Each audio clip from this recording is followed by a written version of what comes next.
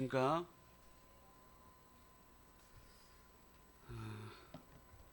저에게 특별한 말씀을 전할 기회를 주셔서 감사합니다. 어제도 제가 말씀드렸습니다만 저에게 굉장히 특별한 안식일이라고 소개해드렸습니다. 그런 저의 오늘이 여러분 모두에게 제가 가지는 특별함보다 더 특별한 가슴 벅찬 안식일의 축복이 경험되어지기를 간절히 바랍니다.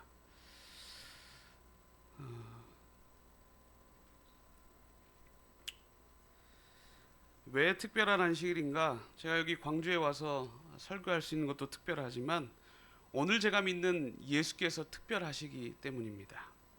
우리 예수님은 매 순간, 매 분마다 새로운 분이십니다.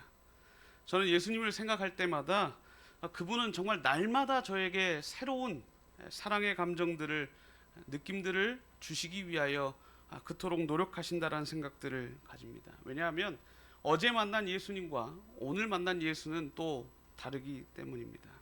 늘 보아왔던 그저 그렇게 식상하고 구태한 예수님의 모습이 아니라 오늘 예수님께서 저와 여러분들을 구원하시기 위하여 다가오시는 그 예수를 오늘 이 안식일에 맛보게 되길 간절히 바랍니다.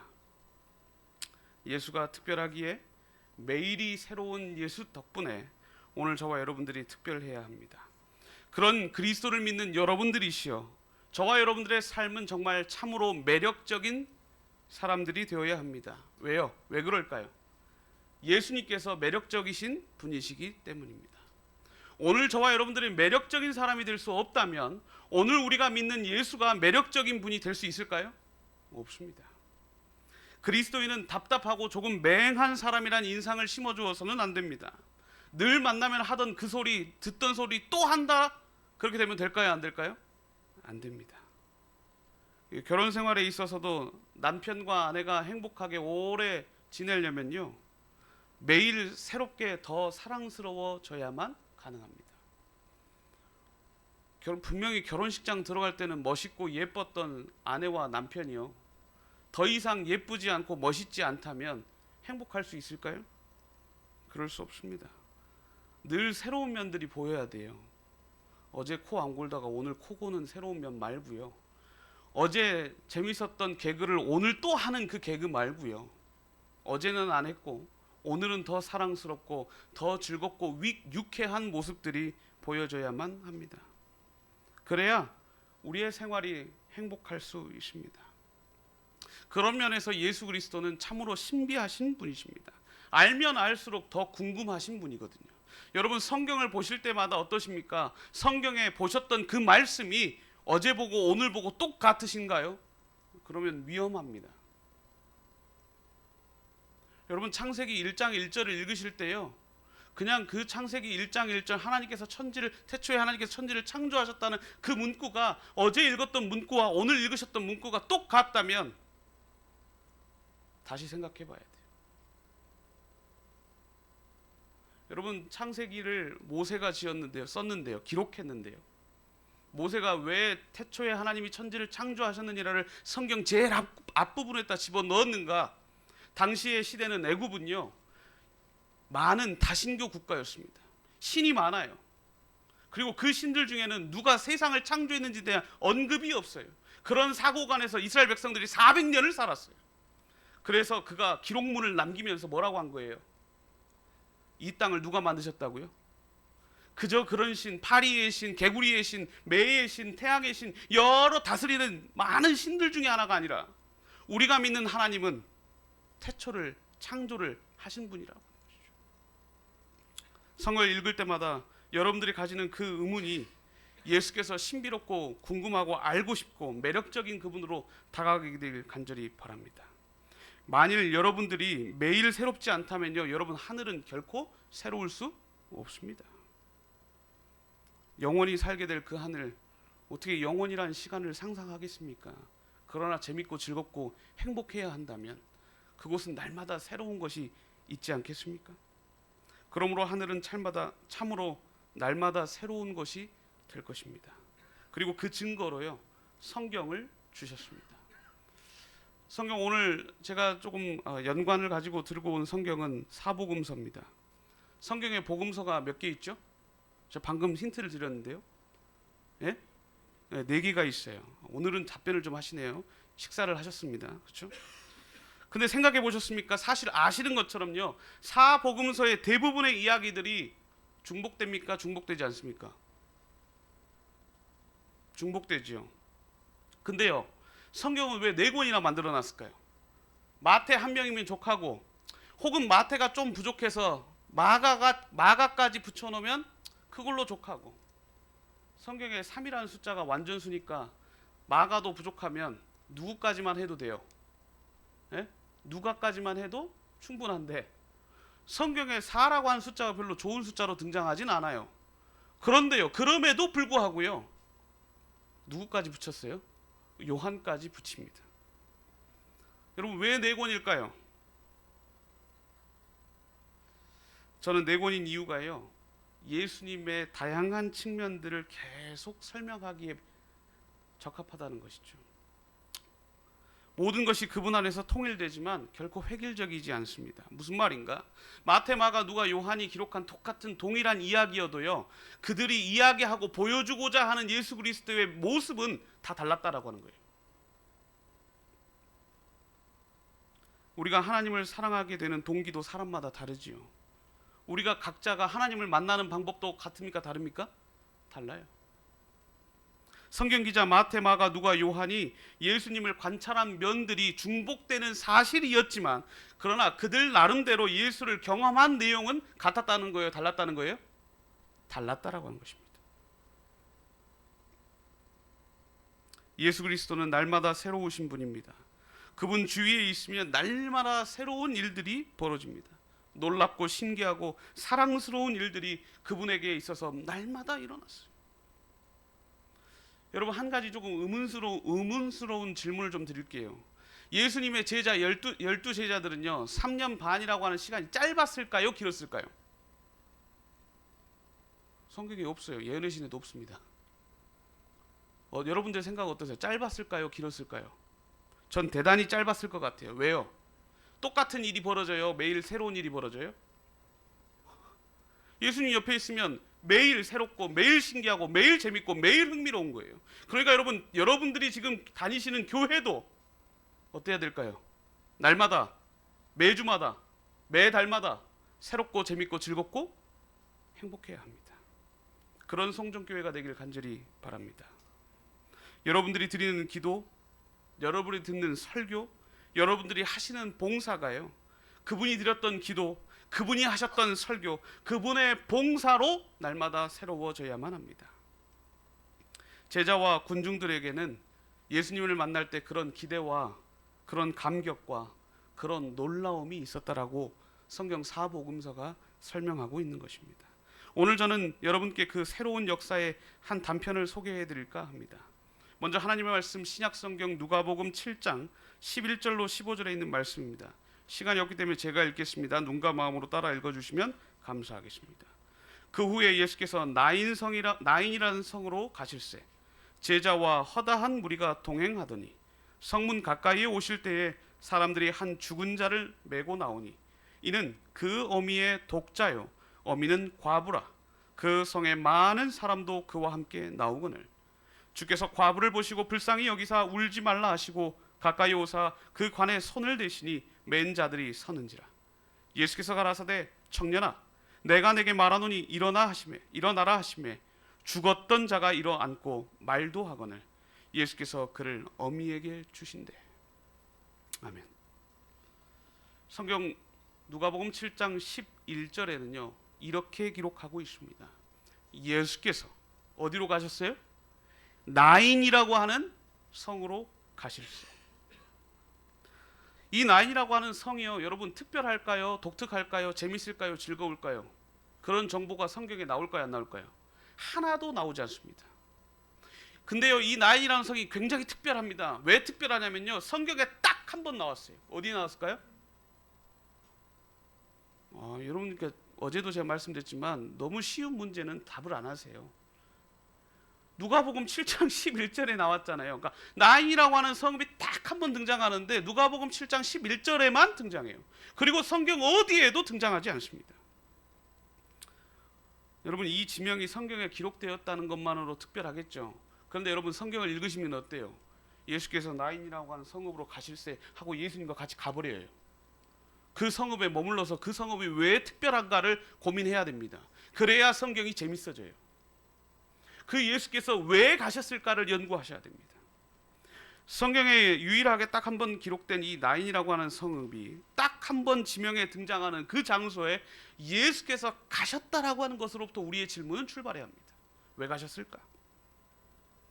다른 사람에게 굳이 알려주지 않아도 되는 그 성읍, 그 성읍에 왜 무엇이 특별했을까? 이후에도요, 이 성읍이 얼마나 특별하고 재밌고 즐겁고 하는 건 내용은 나오지 않습니다. 그런데요, 이 나인이라고 하는 성읍이요, 사실은 높은 고원지대에 있는 성읍이었습니다. 고원지대. 그리고 성경은 그 고원지대에 쌓여져 있는 성읍이 향하는 예수님의 행선지를 오늘 저와 여러분들에게도 알려주고 있습니다. 그리고 이 나인 성읍이 복음 기자 중 유일하게 누가 기록했어요? 누가가 기록했어요.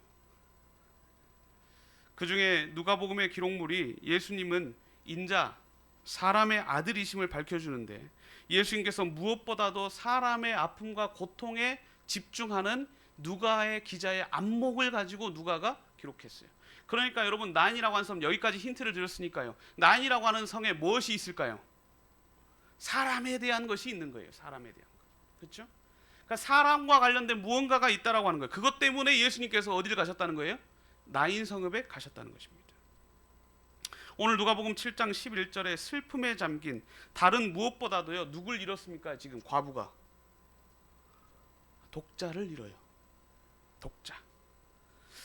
여러분, 자녀를 잃은 고통을 비교할 수 있는 단어가 있습니까? 없습니까? 우리나라 말에도요, 참 재미있습니다. 아내를 잃은 남편을 뭐라고 부를까요? 호렙이라고 부릅니다. 그럼 아내를 잃은, 아니요, 남편을 잃은 아내를 두고 뭐라고 할까요? 과부라고 합니다. 그런데요, 자식을 잃은 부모를 일으키는 말은 없습니다. 무엇인가 표현해낼 단어가 있다는 거예요, 없다는 거예요? 말조차도 만들 수 없다는 뜻이에요. 그런데 그 고통 가운데 빠져 있고 그 고통에 신음하고 있는 이 과부를 향하여 지금 예수님께서 오셨어요. 한 비통한 사건이 이 나인이라고 하는 성읍에 벌어졌고요. 여러분들, 이 장면만으로도 여러분, 저희가 감동을 얻을 수 있어야 돼요. 예수님께서요, 원래 그 전에 7장 전에 어디에 계셨냐면 가버나움에 계셨어요. 가버나움으로부터 나인성까지는 얼마의 거리냐면 40km예요. 예수님 말 타고 다녔다는 기록이 있습니까? 없습니까? 없어요. 그럼 예수님 어떻게 했어요? 걸어갔어요. 그런데 성경에 지명도도 없고 인기도도 없고 중요하지도 않은 성읍에 한 아들을 잃어버린 어미를 위하여 어떻게 하셨어요? 무려 40km를 걸어가셔요. 이후의 사건에도 나인 성읍에서 벌어진 사건이 없습니다. 그리고 예수님 다시 돌아가셨어요. 다 돌아오셨어요. 그러니까 오로지 누구를 위하여 지금 간 거예요? 이 죽은 청년과 어머니를 위해서 간 것입니다. 우리의 고통과 슬픔에 어떤 이유도 없고요, 어떤 특별함이 없음에도 불구하고 예수께서는 찾아오실까요, 안 오실까요? 오신다는 이야기예요. 그 이야기가 누가복음 7장 11절에 기록되어 있는 것입니다. 성읍 나인이라는 곳은요, 헬라어로 아름답다는 뜻을 가졌습니다. 가버나움에서 남서쪽으로 40km, 나사렛으로부터 남동쪽으로 10km가 떨어졌습니다. 본래 나인은요, 넓고 아름다운 평지를 내려다볼 수 있는 고원지대였습니다. 나인이라고 하는 뜻이 왜 붙여졌는지 아시겠죠? 왜 아름답다고요?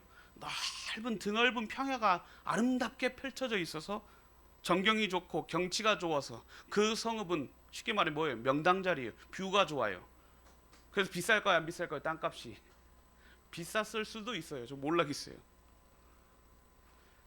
정말 아름다운 곳이었습니다. 그런데요, 그런 나인의 죄의 슬픔이 잠식돼 가지고 그 어둠에 짓눌려 가지고 나인의 주민들을 괴롭히던 그 슬픔 때문에 그날 아침에 한 어머니의 가슴 무너지는 슬픔의 행렬이 빠져나옵니다. 여러분, 이 행렬의 장면은요, 정말 오늘 저와 여러분들이 살고 있는 인간의 세상과 동일합니다. 본래는 아름다웠던 세상이에요. 본래는 아름답게 만드신 세상이었어요. 그러나 슬픔에 빠져서 빠져나올 수밖에 없는 세상으로 변질되어 가버렸습니다. 현대 우리 사회처럼 아무리 아름다운 것에서도요, 여전히 추하고 더러운 죽음의 냄새가 납니까, 안 납니까? 나요. 잘 살아보세요, 잘 살아보세요. 아무리 노래를 불러도요, 잘 사라져요, 안 사라져요? 안 돼요, 안 바뀌어요. 요즘은 또 웰다잉이라는 말이 생겼어요. 그렇죠? 이게 뭔 말입니까? 잘 살진 못해도 뭐 해야 된다는 거예요? 잘 죽기라도 하자. 근데 그거는 가능할까요? 그럼 그 말 자체가 이 모순입니다. 어떻게 하면 잘 죽는 거예요? 장례식이 성대하면 잘 죽는 겁니까?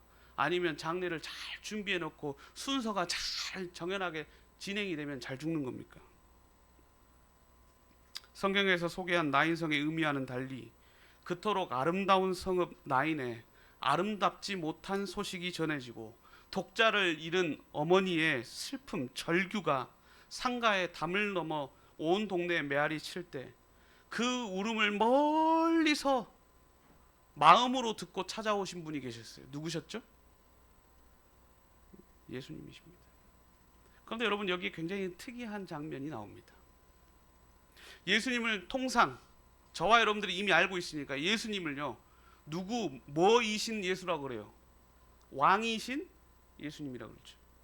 자, 여러분, 제가 질문을 드릴게요. 왕의 행렬과 상여의 행렬 둘 중에 만나면 누가 비켜야 될까요? 왕도 보통 왕의 행차에 다 비켜나가잖아요. 그렇죠? 다 멈춰 세우잖아요.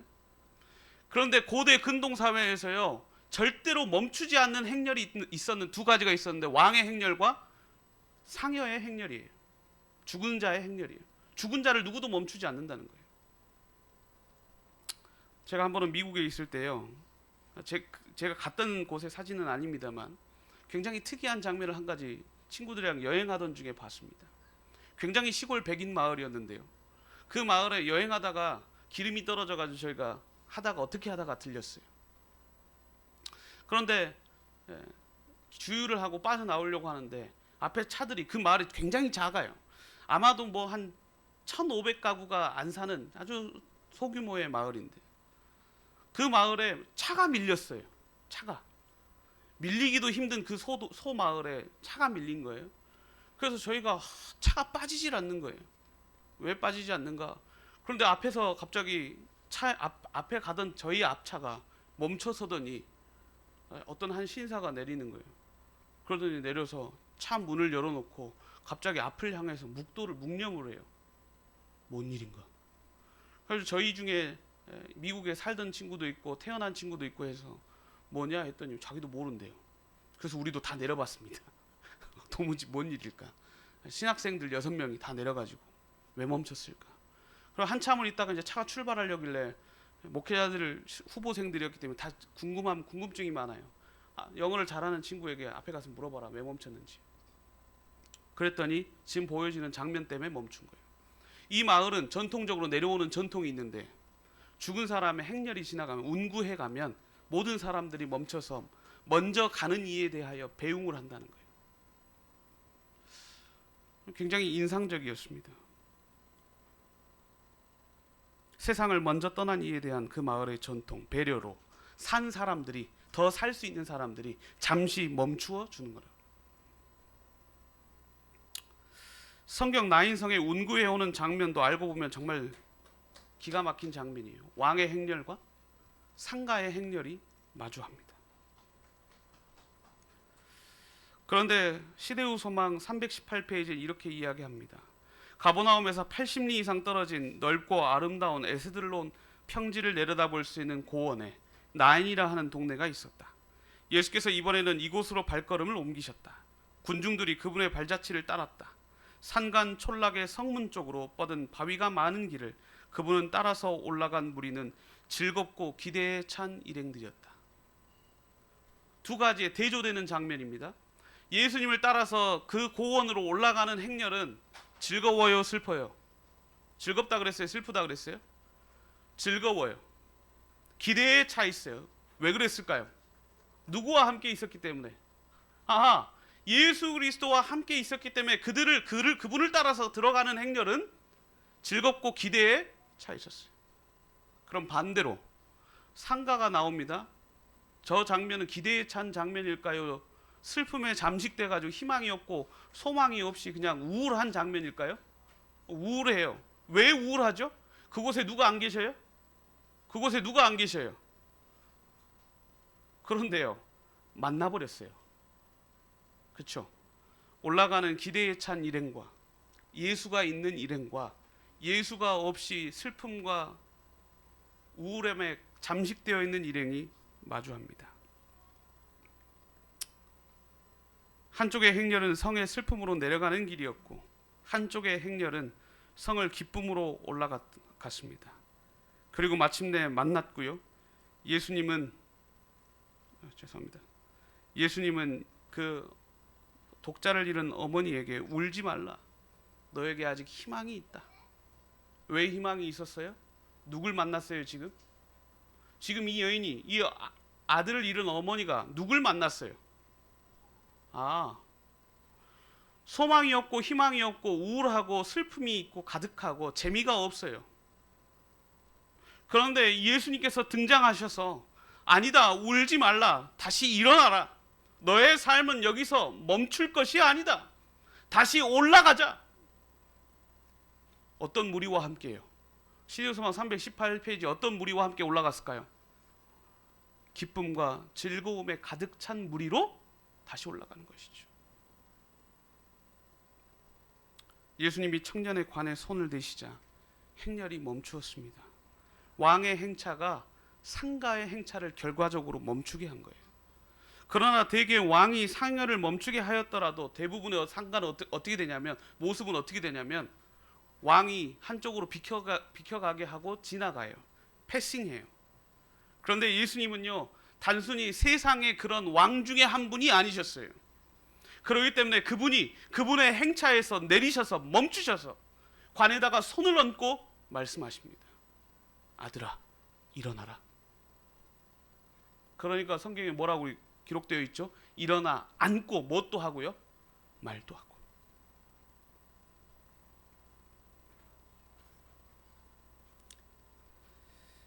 인생은 한마디로 만남이라고 할 수 있습니다.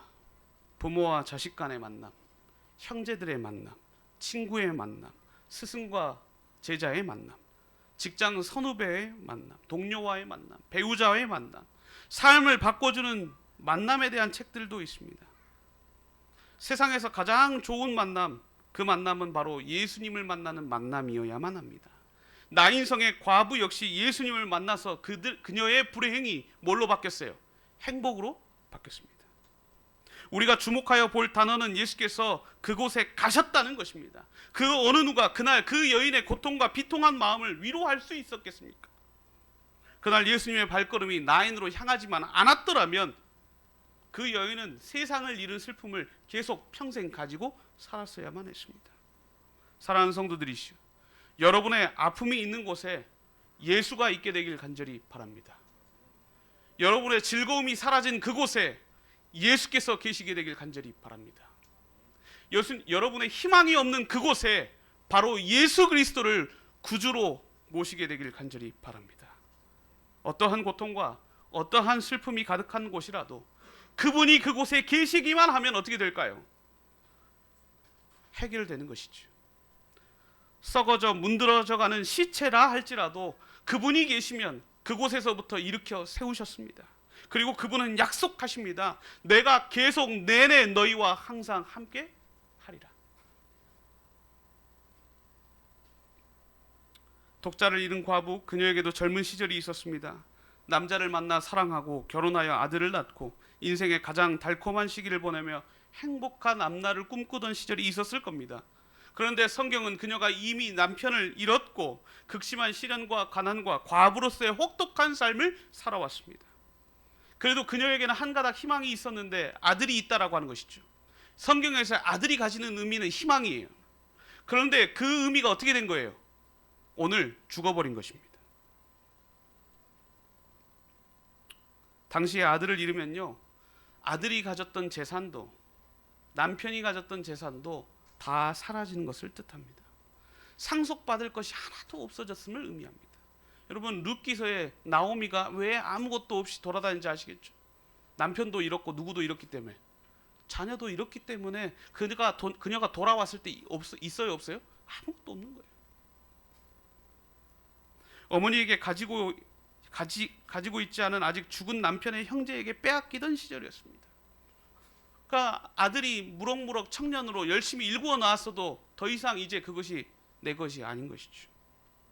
예수님이 그 청년을 살리셨다는 것은요, 단순히 죽어가던 그 청년을 살리신 게 아니고요, 사회적으로 매장되어 가고 있던 누구도 살리셨어요. 과부도 살리셨어요. 과부를 나타내는 히브리 알마나는 벙어리를 뜻합니다. 과부는 억울한 일을 당해도 변호해 줄 사람이 없고 어디 하소연할 데가 없는 사회적 벙어리입니다. 그런데 이 아들이 잘 살았나 봐요. 이 불쌍한 여인을 위하여 동네 사람들이 장례를 거들어 줍니다.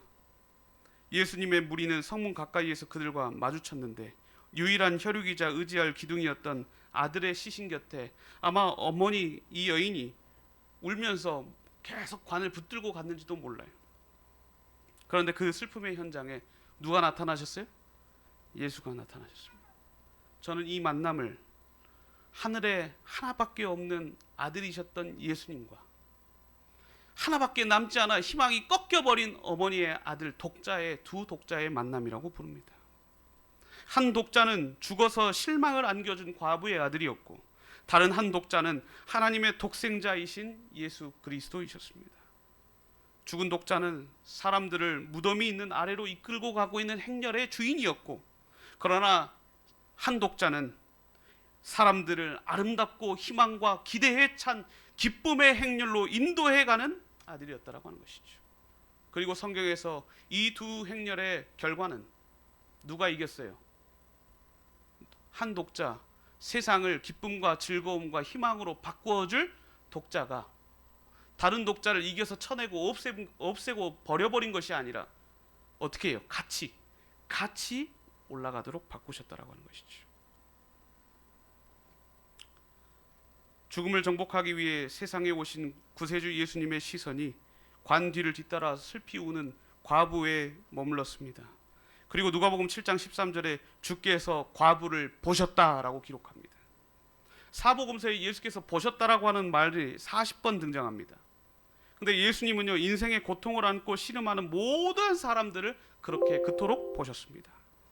과부뿐만 아니라 오늘 저와 여러분들이 살아가는 그 인생도 보실 것입니다.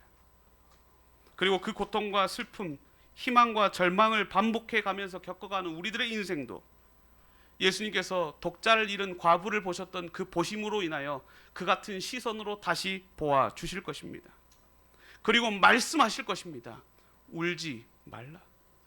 사랑하는 성도 여러분, 이 위로는 사람들이 하는 위로와 다릅니다. 이것은 인간의 고통을 대신 해결해 줄 수 있는 위로입니다.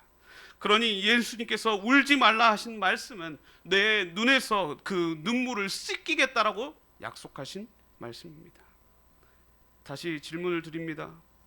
왕의 입성, 상가의 입성, 누가 비켜야 합니까? 예수님은 나인성의 과부에게 말씀하십니다. 울지 말라, 너에게 희망이 있다. 누군가를 비켜서게 하는 행렬이 아니라 그 행렬을 바꾸어 주시는 예수 그리스도를 마주하게 되길 간절히 바랍니다. 아까 읽어드렸던 시대의 소망 318페이지 후기에 있는 말씀입니다. 모든 사람이 두려워했다. 입을 다문 채 경건한 마음으로 그들은 마치 하나님 앞에 있는 것처럼 잠시 서 있었다. 그리고 나서 하나님께 영광을 돌려 이르되 큰 선지자가 우리 가운데 일어나셨다 하고 또 하나님께서 자기 백성을 돌아보셨다 하더라. 뭐라고요? 하나님께서 누구를 돌아보셨다고요? 자기 백성을 돌아보셨다. 인생은 결국 두 갈래의 길을 선택해야만 합니다. 내려가는 길과 올라가는 길입니다. 어느 편에 서시겠습니까? 사랑하는 성도 여러분, 예수를 만나면 우리의 인생의 길이, 방향이 바뀌어야 합니다. 죽음으로 향하고 있던 인생의 길이 어디로 향할까요? 다시 생명의 길로 향할 수 있습니다. 슬픔과 눈물의 길이 기쁨과 감사의 길로 바뀌게 되길 간절히 바랍니다. 예수님을 만나는 길은 생명을 만나는 길입니다. 지금껏 인류는 첫째 아담 이후로 죄로 인해서 무덤으로 가는 길에 서 있습니다. 그러므로 사랑하는 성도 여러분, 사랑이신 그리스도를 마주하게 되길 간절히 바랍니다. 그렇게 되면 무덤으로 가고 있던 그 길이 어떻게 바뀐다고요? 생명으로 바뀔 것입니다. 장래의 행렬은 개선의 행렬로 바뀌어 나인성으로 들어갔습니다. 그리고 예수에 대한 소문이 퍼졌죠. 성도 여러분, 오늘 예수를 만나게 되길 간절히 호소드립니다. 만나보지 않으면요, 전할 수 없습니다. 만나보지 않으면요, 오라고 초청할 수도 없습니다. 그래서 요한복음 3장에 나다니엘에게 빌립이 어떻게 해요? 와보라. 여러분, 이 와보라를 어떻게 해요? 빌립이 뭐 했기 때문에 할 수 있는 초청이에요? 빌립이 예수를 뭐 했기 때문에요? 만났기 때문에. 제가 어제도 잠깐 소개해드렸습니다만 왜 신천지 교회와 하나님의 교회가 그토록 전도율이 좋은지 아십니까? 그들이 믿는 그들의 예수를 만났기 때문이에요. 그래서 그토록 확신을 가지고요, 제발 와라, 제발 와라. 내가 만난 그 사람을 너도 만났으면 좋겠다. 반대로 말하면 굉장히 슬프죠. 그러나 사랑하는 성도 여러분, 오늘 말씀이신 예수 그리스도를 만나게 되길 간절히 바랍니다. 나인성으로 오르는 유일한 길은 동쪽에 있었다고 합니다. 공교롭게도 주님은 동쪽에서 오십니다. 잠시 후에, 반드시 잠시 후에 동쪽에서 그분께서 다시 오실 것입니다. 잠자는 자여 깨어서 죽은 자들 가운데서 일어나라. 다시 오실 예수를 오늘 지금 만나게 되길 간절히 바라면서 말씀을 줄이도록 하겠습니다.